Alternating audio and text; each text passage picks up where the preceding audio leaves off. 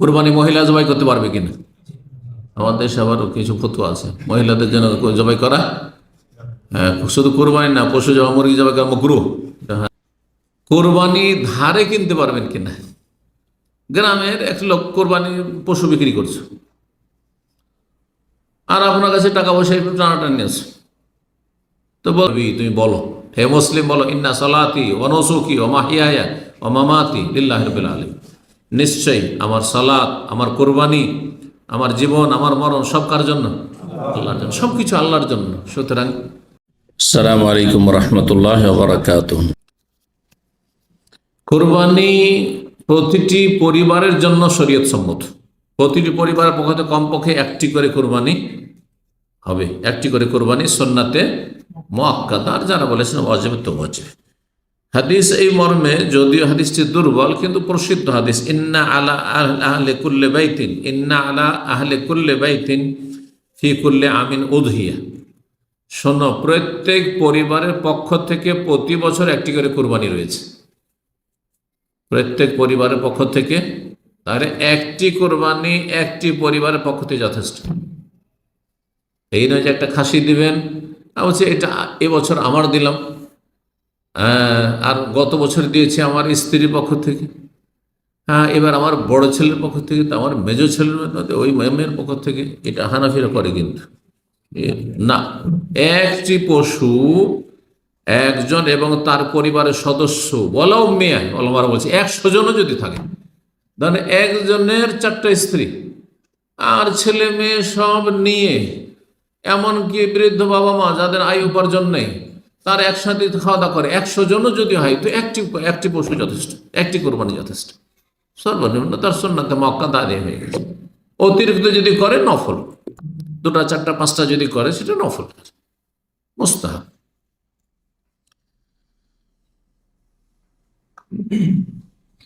কোরবানি করার সময় কোরবানি যে একজন এবং তার পরিবার পক্ষে যথেষ্টের দলিল সহিহ মুসলিমে 5203 নম্বর হাদিস, একটি হাদিস রয়েছে, নবী সাল্লাল্লাহু আলাইহি ওয়াসাল্লাম যখন কোরবানি জবাই করতেন তখন বলতেন বিসমিল্লাহ, বিসমিল্লাহ, আল্লাহু আকবার বলতেন, আর বলতেন আল্লাহ তাকাব্বাল মিন মুহাম্মাদিন, আল্লাহ এটি কবুল করো মুহাম্মদ সাল্লাল্লাহু আলাইহি ওয়াসাল্লামের পক্ষ থেকে, ও আলে মুহাম্মদ, মুহাম্মদ সাল্লাল্লাহু আলাইহি ওয়াসাল্লামের পরিবারের পক্ষ থেকে। গোটা পরিবার নয় স্ত্রী, জি, তাদের যদি সন্তান থাকে তো সন্তানের সাথে শামিল, কারণ পরিবারের মধ্যে স্ত্রী এবং সন্তানরা শামিল, সন্তান অমিন উম্মতে মোহাম্মদ, এবং মোহাম্মদ উম্মতের পক্ষ থেকে, মোহাম্মদ উম্মতের পক্ষ থেকে, পুরো উম্মতের পক্ষ থেকে। আর উম্মতের মধ্যে জীবিত মৃত সবাই আছে। আর এইভাবে সুন্নাত জীবিতর সাথে মৃতকে শামিল করা, শুধু মরার নামে কোরবানি, এটিও একটা তরিকা, বিনা দলিলের তরিকা, যেটি খুব বহুল প্রচলিত হানাফি সমাজে।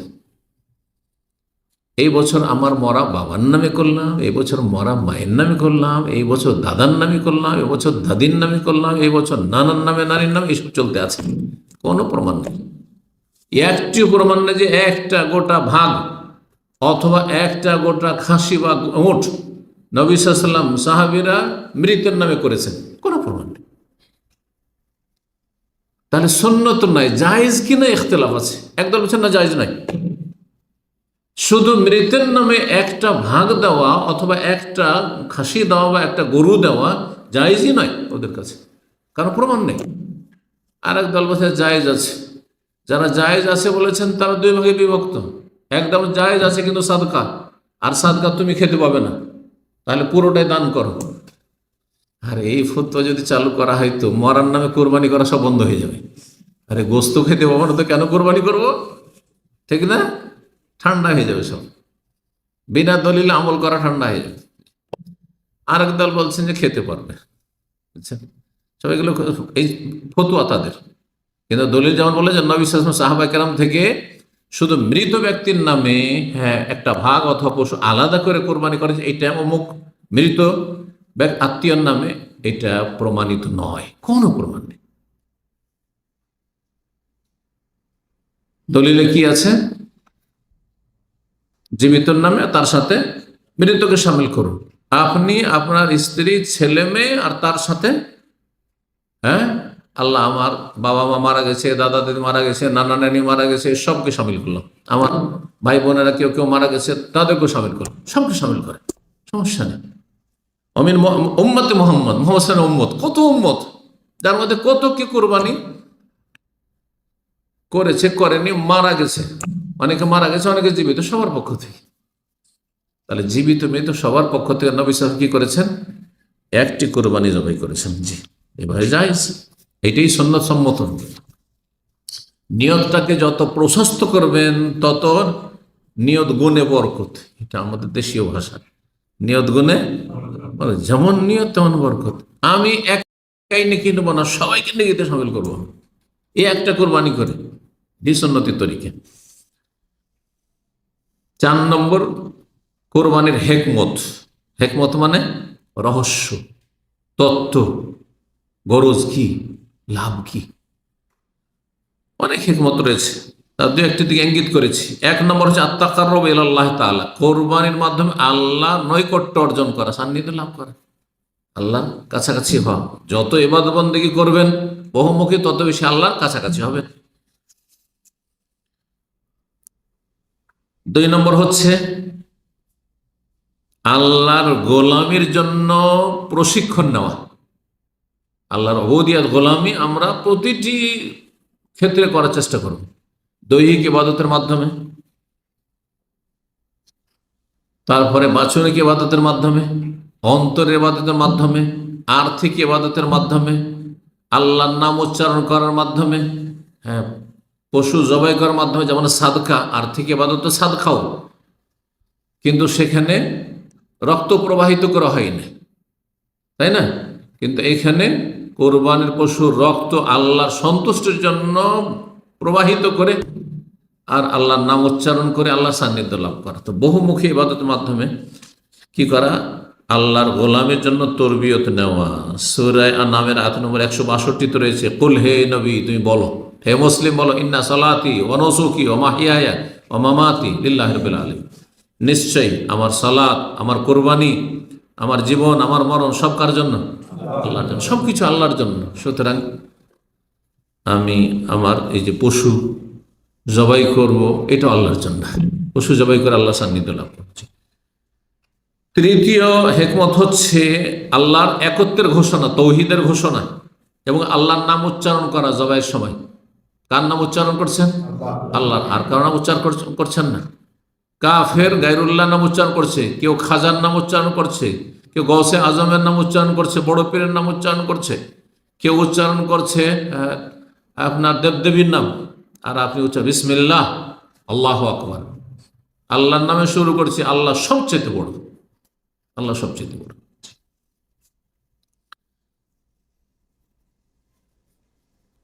কারণ আল্লাহ সূরা হজের আয়াত 34 বলেছেন, যে আয়াতের শুরুতে আলোচনা করলাম, লিয়াযকুরু ইসমাল্লাহ, প্রত্যেক উম্মতকে, ওয়া লিকুল্লি উম্মাতিন জাআলনা মানসাকান, কোরবানি বিধান দিয়েছি কেন? যাতে আল্লাহর নাম কি করে? উচ্চারণ করে। আল্লাহর নাম উচ্চারণ করার মাধ্যমে তাওহীদের ঘোষণা। 4 নম্বর হেকমত, রহস্য হচ্ছে অভাবীদেরকে খাওয়ানো, অভাবীদেরকে খাওয়ানো। মানে এই কোরবানির ওসিলাতে অভাবীদেরকে গোস্ত খাওয়াচ্ছি, এমনি কোরবানি ছাড়া সারা বছর অনেকেই ধনী মানুষের প্রায় প্রতিদিনই বাড়িতে গোস্ত থাকছে, গোস্ত মাছ ছাড়া তো কোনো খাবারই নেই। বিশেষ করে এই আরব দেশে যারা থাকছেন, গোস্ত মাছ ছাড়া কোনো খাবারই নেই। আর আরবরা বললে তো আরবদের কাছে সবজি ভাত বলে কিছু নেই, আছে? সর্বনিম্ন কমপক্ষে চিকেন হইতে হবে, মুরগি হইতে হবে, ঠিক কিনা? আমরা নাই মাঝে মাঝে ডাল আর সবজি খেয়ে থেকে যা অভ্যস্ত আছে, কিন্তু আরবদের মধ্যে আছে না, কমপক্ষে এটা সর্বনিম্ন। কি আমি বলি, আমাদের দেশে ডাল, আর আরবদের হচ্ছে চিকেন, মুরগি হচ্ছে ডাল বরাবর। আরবদের মুরগি খাওয়া হয়েছে, আমাদের ডাল খাওয়া। ডাল দিয়ে যদি শুধু এমনি কিচ্ছু নেই, শুধু ডাল দিয়ে ভাত খাওয়া, আরবদের মুরগি খাওয়া সমান সমান। আর যদি ওর চাইতে, যেমন আমরা মাছ খাচ্ছি, ধরেন আমরা আর কিছু খাচ্ছি, তো ওরা তখন হইতে হবে কি, গানম লাজিম খারুফ, নাহলে হাসি, ওটের গোস্ত। যাই হোক, চিন্তা করুন, পয়সা আছে, ডেলি আপনি, আপনার পরিবার, আপনার ছেলে মেয়ে গোস্ত খাচ্ছে, গরিব গোটা বছর খেতে পায় না। এই কোরবানি আপনি আমি করলাম, এর ওসিলাতে তো গোস্ত খেতে পাচ্ছে। আল্লাহ খাওয়াইতে বলেছেন। 5 নম্বর, উপকারিতা বা হেকমত হচ্ছে যে নিজেও একটু ভালো খান মাঝে মধ্যে।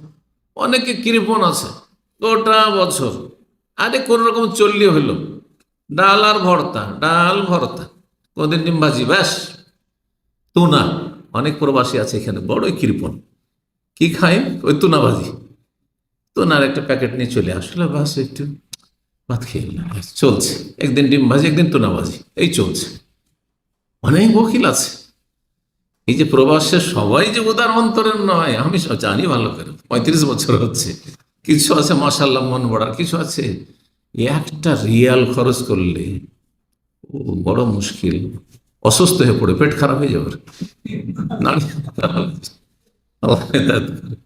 এরা মনে করে যে টাকা দেশে পাঠাইতে হবে, টাকা এখানে ইনকাম করছি কেন, কারণ কেন সব দেশে পাঠাইতে হবে।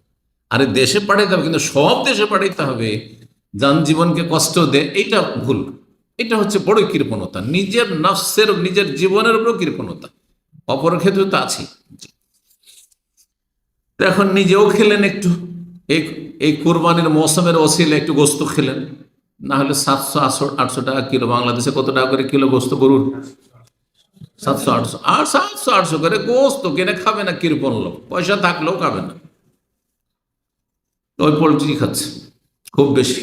আর না হইলে ওই ডাল ভাত চলছে, আর মেলা রকম দেশে সবজির তো অভাব নেই। নিজের পরিবারকে খাওয়াইলেন, জি, এটাও একটা এবাদত, এটা একটা নেকির কাজ। জি। 6 নম্বর হেকমত হচ্ছে আল্লাহর নিয়ামতের শুকরিয়া আদায় করা। আল্লাহ নিয়ামত দিয়েছেন, বহুমুখী নিয়ামত, তার মধ্যে একটি ধন সম্পদের নিয়ামত। সম্পদের নিয়ামতের শুকরিয়ার একটা দিক হচ্ছে যে কোরবানি করা। আল্লাহ পয়সা দিয়েছেন, অনেক আল্লাহ দেননি, এই যে নিয়ামত দিয়েছেন, কি শুকরিয়া? কোরবানি। কোরবানি করার মধ্যে আল্লাহর শুকরিয়া জ্ঞাপন করছেন আপনি। জি। কোরবানির গোস্তের ভাগ বন্টন কেমন হবে? কারণ আল্লাহ খেতেও বলেছেন আর খাওয়াতেও বলেছেন। আমাদের 5 নম্বর পয়েন্ট আজকে। এই ক্ষেত্রে বিভিন্ন মত রয়েছে, নানা মত রয়েছে ফোকাহাদের, ওলামাদের। আব্দুল বিন আব্বাস রাদিয়াল্লাহু তাআলা আনহু থেকে একটি মত বর্ণিত হয়েছে যে 3 ভাগ করবে। 1 হলো সোলস, 3 ভাগের 1 ভাগ খাবে, নিজের পরিবার খাবে। ওয়ায়ুত এবং মানারাদা সোলস, আর যারা যাকে ইচ্ছা, আত্মীয় স্বজন, বন্ধু বান্ধব, যাকে ইচ্ছা আপনি সচ্ছল লোকদেরকে খাওয়াবেন 1 ভাগ, 3 ভাগের 1 ভাগ। ওয়াতাসাদ্দাকু আল মাসাকিনা বিসসুলুস, আর 3 ভাগের 1 ভাগ গরিব মিসকিনকে দান সাদকা করবেন। তাহলে 3 ভাগের 1 ভাগ গরিব অভাবীদের জন্য, 3 ভাগের আত্মীয় স্বজনদের জন্য, গ্রামবাসীর জন্য, আর 3 ভাগের 1 ভাগ হচ্ছে নিজের পরিবারের জন্য। এটি ইবনে আব্বাস রাদিয়াল্লাহু তাআলা আনহু হতে বর্ণিত, নবী সাল্লাল্লাহু আলাইহি ওয়াসাল্লাম থেকে এমন কোনো বর্ণনা নেই। সেই জন্য এটাকে সুন্নত মনে করা আর এটাকে একবারে চূড়ান্ত এমন করা যে করতেই হবে, বরং যেখানে গ্রাম্য একটা কি আছে, ওই যে সর্দার মণ্ডলের সিস্টেম আছে আমাদের দেশে, ওতে আপনি কোরবানি জবাই করে পুরো গোস্ত বাড়িতে নিয়ে আসার অধিকারী রাখেন না। জামাত বলে, ওইটা গ্রামের জামাত বলে আমাদের অঞ্চলে। হ্যাঁ, সমাজ, আপনাদের সমাজ বলে, আমাদের দেশে জামাত বলে, সর্দারি জামাত। ওই জামাতে জমা করে আসতে হয়। হানাফিদের মধ্যে এটা আরও বেশি রয়েছে, একবারে শক্তভাবে, কড়াকড়িভাবে। আর আহলেদিসের মধ্যেও কিছু জায়গাতে আছে। কি করতে হবে? 3 ভাগের 1 ভাগ দিয়ে চলে আসতে হবে, বাকিটা নিয়ে আসেন আপনি। বাকিটা নিয়ে এসে তখন আপনি আপনার মতো খানার বিতরণ করেন। 1 ভাগ গরিব মিসকিন করবেন না কি করবেন সেটা এরকম করে, কোনো দলিল নেই, কোনো দলিল নেই। এই জন্য এই ক্ষেত্রে সঠিক আমল হচ্ছে যেমন প্রয়োজন তেমন আপনার কাজ হবে। যদি দেখেন যে আমাদের গ্রামে, এলাকায় গরিবের সংখ্যা বেশি, বেশিটাই দান করে দেবেন। যদি দেখেন যে না, গরিব বেশি নেই, আত্মীয় স্বজন আর গ্রামবাসী এরাই বেশি, বন্ধু মহল আমার বেশি, ওদেরকে বেশি খাওয়াইতে হবে, বেশিটাই খাওয়াই দেন, পুরোটাই খাওয়াতে সমস্যা নেই। অল্প স্বল্প কিছু রাখলেন বাড়িতে, গরিবও কম আর আত্মীয় স্বজন, হ্যাঁ, বন্ধু বান্ধব মহল বেশি, বেশি করে খাওয়াই দেন। আর যদি দেখে আমি নিজেই অভাবী, আমার পরিবার গোটা বছর গোস্ত খেতে পায় না, গ্রামের লোক তো সবাই মোটামুটি খাচ্ছে, সেই সব লোকগুলিকে আবার খাওয়াবার কি বা প্রয়োজন রয়েছে, তাহলে আপনি অধিকাংশটা আপনি আপনার পরিবারের জন্য রেখে নেন, কোনো অসুবিধা নেই, কোনো অসুবিধা নেই, সবটাই জায়েজ। أهلا وسهلا حياك الله شيخ. أهلا في الدرس جزاك الله خير. بارك الله فيك. السلام عليكم. 2 নম্বর মত হচ্ছে 2 ভাগ করবে। এক হলো নিসফ ইয়াতাসাদ্দাক বিনিসফ, অর্ধেক খাবে এবং অর্ধেক দান খায়রাত করবে। 3 নম্বর হচ্ছে যে যেটা বললাম, কোনটা বেশি শক্তিশালী বললাম, যখন যেমনটা প্রয়োজন, নিজেও খাবে, কিছু উপঢৌকন দেবে, দান সাদকা করবে, যেমন ইচ্ছা তেমন করবে।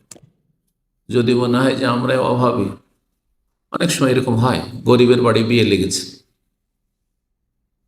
এই কোরবানির গোস্ত বিতরণ করলে আবার গোস্তকে কি করতে হবে, খরিদ করতে হবে, আর না হলে ওকে গরু বা ছাগল খরিদ করতে হবে। কোথায় পাবে গরিব মানুষ কোরবানির গোস্ত দিয়ে বিবাহ সারুক, কোনো অসুবিধা নেই। দেশের মানুষরা সমালোচনা শুরু করে দিবে, আরে দেখো দেখো এই কোরবানির গোস্ত দিয়েও বিয়ে সেরে নিল, ভালো কাজ করেছে, গরিব মানুষ ভালো কাজ করেছে। পুরোটাই যদি রেখে নেয়, কারণ দেখছে সবার মোটামুটি কোরবানি হয়েছে, এদের দেওয়ার কি প্রয়োজন রয়েছে, আমি অভাবী মানুষ, আমার এই কোরবানি দিয়ে আমার যে প্রয়োজন তা সেরে, কোনো অসুবিধা নেই, কোনো অসুবিধা নেই। ইয়াফআলু মা ইয়াশা, যেমন ইচ্ছে তেমন করবে।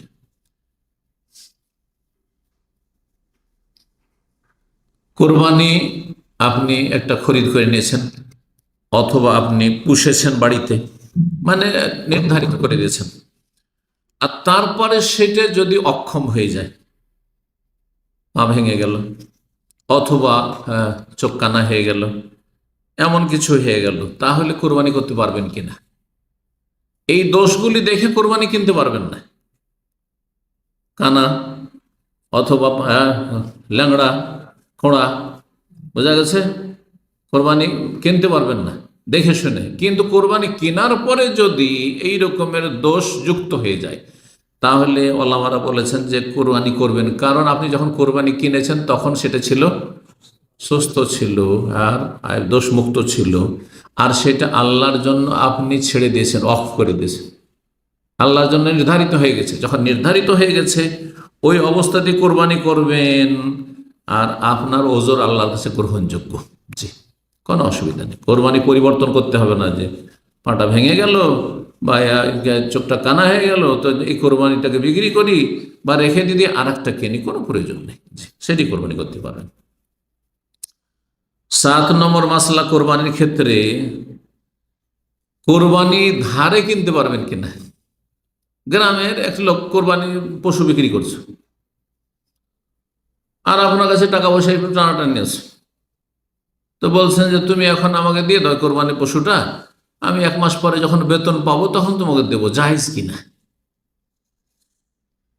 ওলামারা বলছেন যে জায়েজ রয়েছে। ইয়াজুজু শিরাউল উযহিয়াতি দাইনান লিমান কাদার আলা সাদাদ, কিন্তু শর্ত হচ্ছে যে টাকা পরিশোধ করার আপনার মধ্যে যোগ্যতা আছে, আপনি নিশ্চিত যে মাসের শেষে বেতন পাবো, অথবা আমার ব্যবসা বাণিজ্য চলছে, সেখান থেকে চলে আসবে পয়সা, অথবা বিকল্প ব্যবস্থা আছে, সেখান থেকে আমি সেটা সময় মতো আদায় করে দিতে পারবো। ধারে কোরবানি কেনা জায়েজ রয়েছে, কিন্তু এর সাথে আর একটি মাসলা লাগিয়েই নি, সেটা হচ্ছে ধার করে কোরবানি বা ঋণ আছে অলরেডি আপনার উপর, ঋণের বোঝা আছে, অন্য লোক টাকা পাবে আপনার কাছে, অন্য লোক আপনার কাছে টাকা পাবে, ঋণই আপনি। এখন আপনি এই অবস্থায় কোরবানি করছেন, কোরবানি করবেন না ঋণ পরিশোধ করবেন? ওলামারা বলছে ঋণ পরিশোধ করবেন, ঋণ পরিশোধ করবেন। বলছে ওয়াইদা তাজাহামাদ দায়নু মাল উযহিয়া, এদিকে আমার কোরবানির সময় চলে এসছে, আর এদিকে ঋণ পরিশোধ করার সময়ও চলে এসছে। এই নয় যে যার কাছে ঋণ নিয়েছেন তাকে বলা আছে যে আরো 5 মাস 6 মাস বা 3 মাস বাকি আছে, এমনটা নয়। ঠিক এই জিলহজ মাসে টাকা দিয়ে দেওয়ার কথা, আপনার ঋণ পরিশোধ করার কথা, আর এই সময় আপনার ওপর কোরবানিও চলে আসছে। কোনটা করবেন আপনি, কোনটা করবেন? বলছেন কদ্দেমা সাদাদহু, আগে ঋণ পরিশোধকে প্রাধান্য দিতে হবে। কেন? লিয়ান্নাহু আবরা আলি জিম্মা, লিয়ান্নাহু আবরা আলি জিম্মা, কারণ এতে আপনার কাঁধ থেকে বোঝা নামবে। আপনার কাঁধের ওপর ফরজ বোঝা হচ্ছে কিসের? কোরবানি না ঋণের? ঋণ, সেটা আগে নেমে যাবে। সেই জন্য দুটো যদি একই সাথে চলে আসে, কোরবানির মৌসুমও চলে এসছে আর ঋণ পরিশোধ করার সময়ও চলে এসছে, তাহলে আগে প্রাধান্য দিতে হবে কি ঋণ পরিশোধ করে। ঋণ পরিশোধ করার পরে যদি কোরবানি করতে পারেন তাহলে ঠিক আছে, আর না হলে করবেন না। অন্যের পক্ষে থেকে কোরবানি করা যায় কিনা?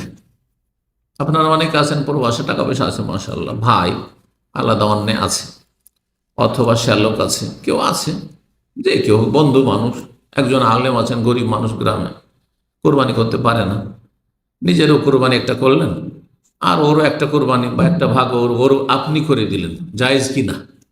জায়েজ আছে, জায়েজ আছে, তবে তাকে জানিয়ে দেবেন। বলছি ইয়াজুজ আন তুযাহি আন গায়রিকাল আজিজ, যেই ব্যক্তি অপারগ, অপারগের পক্ষ থেকে আপনি কোরবানি করতে পারবেন, বেশারতে ইজনি, তার অনুমতি ক্রমে তাকে বলবেন যে আপনার পক্ষ থেকে আমি কোরবানি করতে চাই। ফাইনলাম কারণ আজিজান, সে যদি অভাবী না হয় নিজেই কোরবানি করতে পারবে। তো আসল হচ্ছে যে সেটি তার দায়িত্ব, তার দায়িত্ব, আপনি কেন দিতে যাবেন? তাহলে আপনি করার কোনো প্রয়োজন নেই। জি, কয়টি মশলা হলো? 8 হয়েছে মনে হয়, 8 হয়েছে। 9 নম্বর হচ্ছে অভাবীদেরকে কোরবানি দেওয়া।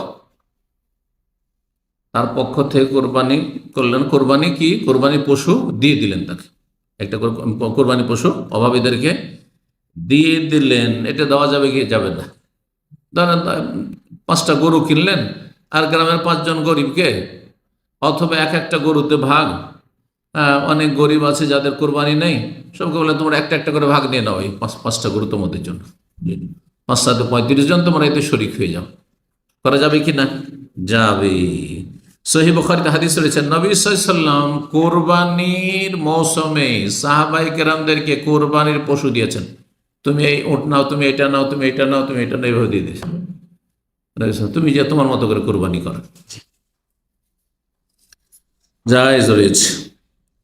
10 নম্বর মাসলা হচ্ছে যেই ব্যক্তি কোরবানি করতে ইচ্ছুক, যিনি অভিভাবক, যিনি মূল ব্যক্তি, তার জন্য জিলহজ মাসের চাঁদ ওঠার পরে সে নর হোক অথবা নারী হোক, পুরুষ হোক অথবা নারী হোক, যার পক্ষ থেকে আসল ব্যক্তি কোরবানি হচ্ছে, তার সাথে যারা আছে তারা নাই, অর্থাৎ বাড়ির অভিভাবক আপনি কোরবানি করছেন, আর এই কোরবানি আপনার পক্ষ থেকে, আপনার স্ত্রীর পক্ষ থেকে, আপনার ছেলে মেয়ের পক্ষ থেকে, বোঝা গেছে কিনা? কিন্তু সরাসরি তাদের কোরবানি নয়, তারা আপনার কোরবানিতে সামিল, তাদেরকে সামিল করেছেন। তাহলে এখানে চুল কাটা থেকে, নখ কাটা থেকে, শরীর অপ্রয়োজনীয় পশম ফেলা থেকে বিরত থাকবেন সবাই। না কোন ব্যক্তি? মূল ব্যক্তি, যিনি কোরবানি করতে ইচ্ছুক। এই মর্মে কয়েকটি হাদিস রয়েছে।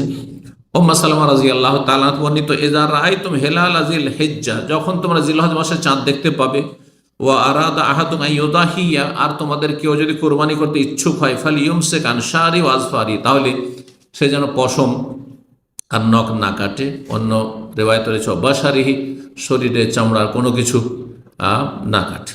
এমনকি নখের পাশে অনেক সময় ধরেন একটু আপনাকে ডিস্টার্ব করছে, কষ্ট দিচ্ছে, বেশি যদি কষ্ট দেয় তাহলে জায়েজ, যে সালামার বলেছেন, কিন্তু এমনিতে বিনা প্রয়োজনে কোনো কিছু কাটবে না। জি, এই ক্ষেত্রে নর নারী সমান। কোনো মহিলা কোরবানি করছে, হতে পারে মহিলা মূল, তিনি কোরবানি করছেন, তার ছেলে হয়তো বিধবা অথবা তালাক প্রাপ্তা, তিনি কোরবানি করছেন, তার পয়সা আছে, বা এমনি যে আমার কোরবানি, আমারও কোরবানি, স্বামী স্ত্রী দুজনই কোরবানি করছে, এটাও তো হইতে পারে। আপনি কোরবানি করছেন আর আপনার স্ত্রীও কোরবানি করছে, আমার কোরবানি, এটা আমার কোরবানি, তাহলে তখন আপনার স্ত্রীকে কি করতে হবে? এসব থেকে বিরত থাকতে, চুল কাটা থেকে আর নখ কাটা থেকে।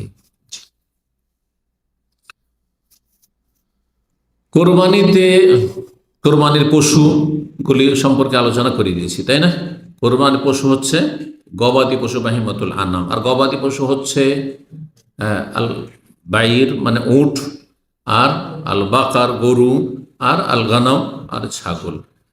এগুলির যে কোনো ক্যাটাগরি হোক না কেন, যে কোনো শ্রেণীর হোক না কেন, যদি গরু আর উট হয় তাতে 7 জন শরিক হতে পারবে, তাতে 7 জন শরিক হতে পারবে, 7 জনের বেশি নয়। যদি একটি হাদিস 10 জন সম্পর্ক রয়েছে, আর কিছু কিছু ওলামারা জায়েজ বলেছেন উটের ক্ষেত্রে, কিন্তু প্রসিদ্ধ যেহেতু 7 জন, তো 7 জনই ক্ষান্ত থাকা উচিত। জি, আল্লাহ তাআলা আলাম, সতর্কতা অবলম্বন করে। তো 7 জন করে গরুতে অথবা উটে শরিক হওয়া জায়েজ। এখানে আরেকটা মাসলা তাহলে আলোচনা করে দিই। যখন শরিক হলেন, ভাগে কোরবানি নিলেন, তো একটা ভাগ একজনের পক্ষ থেকে হবে না একজন এবং তার পরিবারের পক্ষ থেকে হবে? এই বিষয়টি তো বড় ইখতিলাফ রয়েছে। এখানে ইখতিলাফের সুযোগ আছে, দ্বিমত করার সুযোগ আছে, কারণ এটা ইজতিহাদি মাসলা, বুঝছেন না? কিন্তু কোনখানে সুযোগ নেই? বলছে শরিকানা কোরবানি নেই, ভাগই নেই, ভাগটা সফরের মাসলা। হ্যাঁ, এটা একেবারে উম্মতের ফতোয়ার খেলাফ। আর একটু আহলে হাদিসদের ফতোয়া না, আহলেদের মধ্যে 2-1 ভুল ফতোয়া দিয়েছে, সেই ফতোয়া মোটেই আমলযোগ্য নয়, গ্রহণযোগ্য নয়। কথা বোঝা গেছে? ক্লিয়ার কথাবার্তা। তাহলে শরিকানা কোরবানি উটে আছে আর গরুতে আছে। এখন যখন শরিক হইলেন, তো একটি ভাগ একজন এবং তার পরিবারের পক্ষ থেকে যথেষ্ট কি না? একদল বলছেন যে হ্যাঁ যথেষ্ট, কারণ একটি ভাগ সমান একটি ছাগল, একটি ভাগ সমান একটি ছাগল। আর এই মতটি শক্তিশালী, কারণ নবী সাল্লাল্লাহু আলাইহি ওয়াসাল্লাম জিহাদের ময়দানে যখন গনিমতের সম্পদগুলি পেতেন আর ভাগ করতেন, তখন ছাগল কাউকে কাউকে ছাগল দিতেন একটা করে, আর এক ছাগল সমান করতেন 7 উট। জি, মানে 7 ভাগ উটের, একটা উট আর 7টি ছাগল। তাহলে একজনকে 7টা ছাগল আর আরেকজনকে একটা উট। এর বোঝা গেছে? তার মানে যখন একটি ছাগল একজন এবং তার পরিবারের পক্ষ থেকে যথেষ্ট, এটি সঠিক মত, তাহলে ঠিক ওর সমান হচ্ছে একটা ভাগ যেহেতু, সুতরাং একটি ভাগ একজন এবং তার পরিবারের পক্ষ থেকে যথেষ্ট। এই মতটি বিশ্বের সবচেয়ে বড় আলেম এই যুগের 20 শতাব্দীর শেখ আব্দুল্লাহ ইবনে বাজ রাহিমাহুল্লাহ, তিনি বলছেন যে একটি ভাগ উটের বা গরুর একজন এবং তার পরিবারের সদস্যদের পক্ষ থেকে যথেষ্ট। তার মানে একজন যদি ভাগাও দেয়, সে নিয়ত করতে পারবে ছাগলের মতো যে আল্লাহ এইটি আমার পক্ষ থেকে এবং আমার পরিবার স্ত্রী ছেলেমেয়ের পক্ষ থেকে। পক্ষান্তরে আরেক দল বলছেন যে না, একটি ভাগ একজনের। তাহলে একজন যদি ভাগ দেয়, তাহলে ভাগে সে হয়তো নিজের জন্য করে নিজের পক্ষ থেকে করবে, আর না হয় নিজের স্ত্রীর পক্ষ থেকে, না হলে আমার অমুক ছেলের পক্ষ থেকে, না হয় অমুক মেয়ের পক্ষ থেকে। জি, তো সহি মত যেটি বললাম যে একজন এবং তার পরিবার পক্ষ থেকে যথেষ্ট। জি,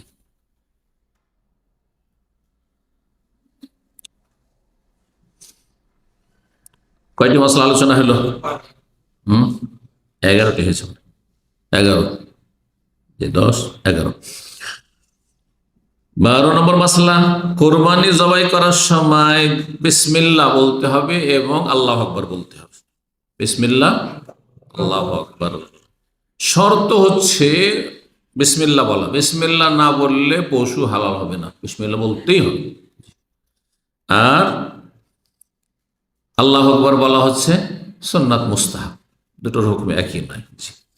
আর তারপরে যাদের পক্ষ থেকে কোরবানি হচ্ছে তাদের নাম উল্লেখ করা ওয়াজিব নাই, যদি কেউ করে তো ভালো। যেমন একটি কোরবানির ক্ষেত্রে নবী সাল্লাল্লাহু আলাইহি ওয়াসাল্লাম আল্লাহুম্মা, হে আল্লাহ, এটি তাকাব্বাল মিন্নি, আমার পক্ষ থেকে কবুল করো, আর মিন আলি মুহাম্মদ তাকাব্বাল মিন মুহাম্মদ ওয়া আলি মুহাম্মদ ওয়া মিন উম্মতে মুহাম্মদ। এই কোরবানিটি আমার পক্ষ থেকে, আমার পরিবারের পক্ষ থেকে, মুহাম্মাদের পরিবারের পক্ষ থেকে, আর মুহাম্মদ সাল্লাল্লাহু আলাইহি ওয়াসাল্লামের উম্মতের পক্ষ থেকে বলেছেন নবী সাল্লাল্লাহু আলাইহি ওয়াসাল্লাম। ঠিক ওই রকমই যদি 7 ভাগ থাকে, আল্লাহ তাকাব্বাল হাযা, এটি কবুল করো, মিন ফুলানিন ও ফুলানিন ও ফুলানিন ও ফুলানিন ও ফুলানিন ও ফুলানিন ও ফুলানিন, অমুক অমুক অমুকের পক্ষ থেকে বললে ভালো, কিন্তু বলা উচিত না।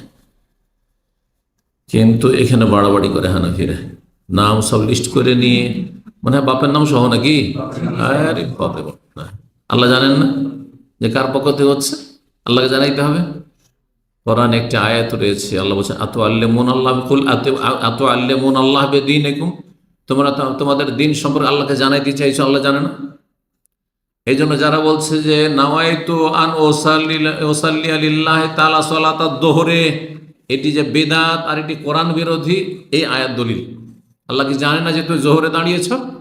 আল্লাহ কি জানে না যে তুমি ফরজ পড়তে দাঁড়াচ্ছ, এখন ফরজ শুরু করতে যাচ্ছ না সুন্নাত শুরু করতে যাচ্ছ? জানাইতে হবে যে আল্লাহ আমি নিয়ত করছি জোহরের নামাজ, আর আমি মুখ করে আছি কিবলার দিকে, আল্লাহ তোমাকে জানাচ্ছি। আর তারপরে 4 রাকাত মুতাওয়াজ্জিহাল কাবাতিশ শরীফাতে আল্লাহু আকবার। কোথা দিয়ে পেলেন এসব বিদআত? বুঝা গেছে? আল্লাহ বলছেন আতুআল্লিমুনাল্লাহ বিদীনিকুম, তোমাদের দিন ধর্ম সম্পর্কে আল্লাহকে জানাইতে চাও? আল্লাহ জানে না? খবর রাখে না? তো যাই হোক, কেউ যদি বলে ঠিক আছে, মুস্তাহাব জবাই করার সময় বলবে আল্লাহুম্মা হাযা আন্নি বা মিন্নি, এটি আমার পক্ষ থেকে, ওয়ান আহলে বাইতি, আমার পরিবারের পক্ষ থেকে, যেমন নবী সাল্লাল্লাহু আলাইহি ওয়াসাল্লাম থেকে প্রমাণিত। এটি আমার পক্ষ থেকে, আমার পরিবারের পক্ষ থেকে বললে মুস্তাহাব, না বললে কোনো অসুবিধা নেই। যদি মৃত ব্যক্তির কথা নিয়ত করে যে আমি মৃত ব্যক্তির পক্ষ থেকে করছি, আমার আব্বা আম্মার পক্ষ থেকে, তো বলছেন যে তাতে শামিল করে ইয়াজুজু আইয়ুদখিলা মাহু ফি উযিয়াতিহি মান ইউরিদু মিনাল মাউতা, যে সব মৃত ব্যক্তি মাইয়াতকে শামিল করতে চান শামিল করতে পারেন। কাকে কাকে শামিল করবেন সেটা আপনার ব্যাপার। সমস্ত আত্মীয় স্বজন মৃতকে শামিল করতে পারেন, কোনো অসুবিধা নেই। যেমন হচ্ছে আল্লাহুম্মা হাযা আন্নি, এটি আমার পক্ষ থেকে, ওয়া আলা আহলি আল আহিয়া, আমার জীবিত যে আত্মীয়রা রয়েছে বা জীবিত পরিবার রয়েছে, অল মাউতা, আর মৃত আত্মীয় রয়েছে তাদের পক্ষ থেকে। জীবিত মৃত সবাইকে শামিল করবে। নবী সাল্লাল্লাহু আলাইহি ওয়াসাল্লাম নিজের উম্মতের কথা বলেছেন, ওয়া হুয়া ইয়াশমালুল আহিয়া ওয়াল আমওয়াত, নবী সাল্লাল্লাহু আলাইহি ওয়াসাল্লামের উম্মতের পক্ষ থেকে উম্মত জীবিত এবং উম্মত মৃত সবার পথে। নবী সাল্লাল্লাহু যখন এই কথাটি বলেন তখন বেশ কিছু উম্মত মারাও গেছেন, সাহাবারা মারা যাননি, অনেকে মারা গেছেন, কেউ কেউ তাদের পক্ষ থেকে।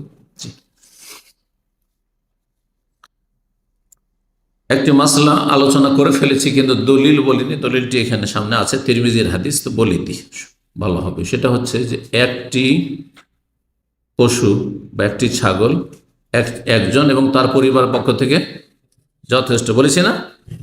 হাদিস শুনেন আবু আইয়ুব আনসারী রাদিয়াল্লাহু তাআলা বর্ণনা করছেন, বলছে তিনি বলছেন, তাকে জিজ্ঞাসা করছেন ইমাম আতা মাক্কি, কাইফা কানাত দাহায়া আলা আহদি রাসূলিল্লাহ সাল্লাল্লাহু আলাইহি ওয়াসাল্লাম, রাসূলুল্লাহ সাল্লাল্লাহু আলাইহি ওয়াসাল্লামের আমলে কুরবানির নিয়ম নীতিমালা কেমন ছিল, কিভাবে কি কোরবানি করতেন? ফাকালা কানার রাজুল ইউদাহি বিশাতি, যে কোনো পুরুষ ব্যক্তি কোরবানি করত একটি ছাগল, আনহো মানে নিজের পক্ষ থেকে, আর ওয়ান আহলে বাইতিহি নিজের পরিবারের সদস্যদের পক্ষ থেকে। একটি ছাগল তাহলে নিজের পক্ষ থেকে, নিজের পরিবারের সদস্যদের পক্ষ থেকে, তাহলে পরিবারে যতই লোক থাক না কেন, ফায়াকুলুন, তারা সবাই খেত, ওয়ুতিমুন, আর খাওয়াইতো, অন্যদেরকেও খাওয়াইতো। ইমাম ইবনে আলবানী রাহিমাহুল্লাহ ইরওয়াউল গালির 1142 নম্বর হাদিসটিকে সহিহ বলেছেন। কোরবানি করার কোরবানি করা বা কোরবানির জবাইয়ের সীমা সম্পর্কে আলোচনা করেছি, তাই না? কোরবানি জবাইয়ের শেষটা তো বলে দিয়েছি যে টোটাল সময় হচ্ছে 4 দিন, কিন্তু শুরু হবে কোন সময় থেকে? ঈদের আগে? জবাইয়ের ওয়াক্ত শুরু হবে বাদা সালাতুল ঈদ, ঈদের সালাতের পরে, আর সেটা চলতে থাকবে তারপরেও 3 দিন, আর সেগুলি হচ্ছে আইয়ামুত তাশরিক ইলা গুরুবে শামসিল ইয়াউমির রাবি মিন আইয়ামিল ঈদ। চতুর্থ ঈদের দিন, অর্থাৎ ঈদের দিন 10 তারিখ, তারপর 11, 12, 13, চতুর্থ দিনের সূর্য ডুবা পর্যন্ত চলবে। সূর্য ডুবে গেলে আর কোরবানি করা যাবে না, সূর্য অস্তমিত হয়ে গেলে আর কোরবানি করা যাবে না। তবে 10 তারিখে কোরবানি করা বেশি উত্তম, কারণ নবী সাল্লাল্লাহু আলাইহি ওয়াসাল্লাম 100টি জবাই করেছেন হজের দিনে, 10 তারিখে সবগুলি জবাই করেছেন, তাই না? এই জন্য ওইটা বেশি উত্তম। আচ্ছা, কোরবানি রাত্রে জবাই করা যাবে কিনা? অনেকে মাকরুহ বলে, দেশে শোনা যায় না, জবাই করা যাবে। রাতে হোক দিনে হোক যে কোনো সময় জবাই করতে পারবে, যে কোনো সময় কোরবানি জবাই করতে পারবে, অসুবিধা নেই। কোরবানি মহিলা জবাই করতে পারবে কিনা? আমাদের দেশে আবার কিছু ফতোয়া আছে মহিলাদের জন্য জবাই করা, শুধু কোরবানি না, পশু জবাই, মুরগি জবাই করা মাকরুহ, হানাফি সমাজে খুব প্রচলিত না, কোনো মাকরুহ বলে কিছু নেই, জবাই করতে পারবে, কোনো অসুবিধা নেই। কোরবানি নিজের হাতে জবাই করা হচ্ছে উত্তম, কিন্তু কেউ যদি অন্য কাউকে দায়িত্ব দেয় সেটি জায়েজ। কাউকে যদি দায়িত্ব দেয় সেটি জায়েজ রয়েছে। বলছেন আল আফজালু আইয়াযবাহ উযিয়াত হবে নাফসিহি, উত্তম হচ্ছে নিজের কুরবানি নিজেই করবে, যদি করতে পারে তাহলে এটা উত্তম, ওয়াজিব নাই। আর ওয়াজুজ আইয়াক্কিল আলাইহা মুসলিমান গায়রু, অন্য কোন মুসলিমকে দায়িত্ব দিতে পারবে উকিল বানিয়ে, যে তুমি আমার কুরবানিটা জবাই করে দাও, আপনি জবাই করে দেন আমার। আমি গেলাম না, আমার ছেলেকে বললাম অথবা কাউকে বললাম, কোন আমাদের দিন ছাত্রদেরকে বললাম যে আমি আমার কুরবানিটা আপনি জবাই করে নিয়ে চলে আসেন, জায়েজ আছে। তবে আমি যদি নিজে করি তো বেশি উত্তম এটি। শর্ত হচ্ছে কি, মুসলিম হইতে হবে। আপনি স্যালেটার হাউসেও যদি জবাই করেন, কিন্তু যে জবাই করেছে সে মুসলিম যেন হয়, আর সেই ব্যক্তি মুসলিম হওয়ার জন্য বড় শিরক মুক্ত আর মাজারপন্থী না হয়, কুফরি আকীদা বিশ্বাসী না হয়। এই জন্য শিয়াদেরকে দিয়ে জবাই করানো জায়েজ নয়, এইরকম বেরেলবিকে দিয়ে জবাই করানো, মাজার পূজারীকে দিয়ে জবাই করা জায়েজ নয়, এইরকম বেনামাজিকে দিয়ে জবাই করানো জায়েজ নয়।